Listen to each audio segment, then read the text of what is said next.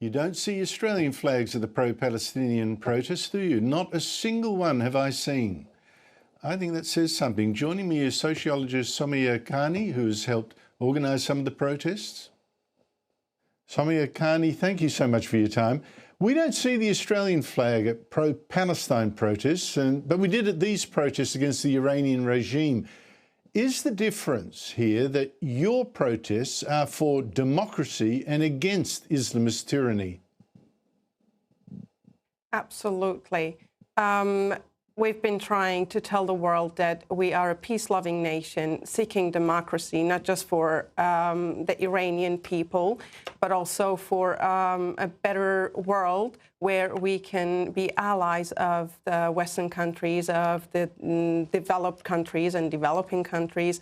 And in most of our protests, not just Australia, we try to respect the flag of the country where we protest, respect the police of the country where we protest, and appreciate the opportunities that has been given to us to freely protest for a democratic Iran.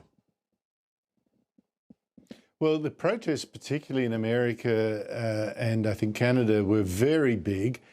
Now, the Ayatollahs took over Iran in the 1979 revolution. How have they changed Iran, and why does this matter to Australians? Yes, to your point, in terms of the size of the protests, yes, we had around 250,000 Iranians protesting in Munich, and around 500,000 Iranians protesting in Toronto. These are one of the two of the largest cities that we had protesters.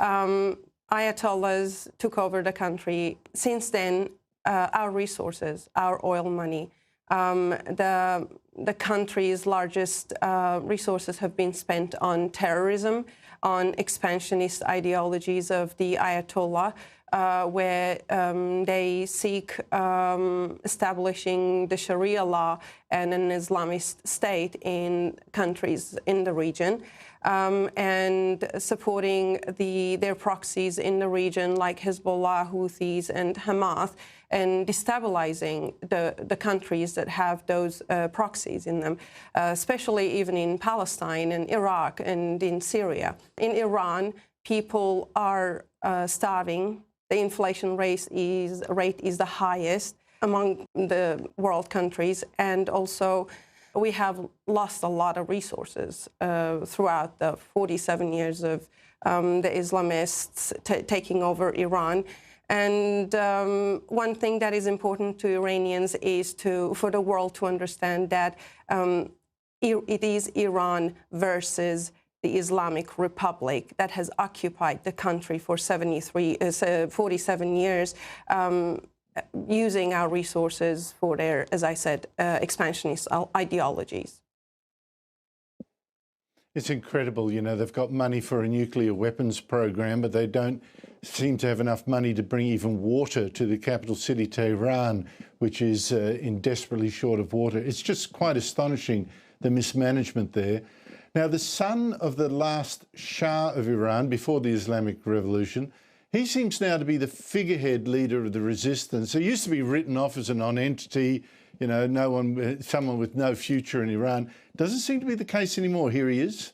Millions of Iranians inside and outside of Iran are united around these four core principles: Iran's territorial integrity, individual liberties and equality of all citizens, separation of religion and state, and the Iranian people's right to decide a democratic form of government.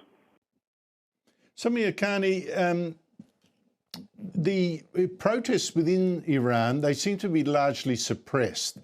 So how is democracy going to come to Iran now?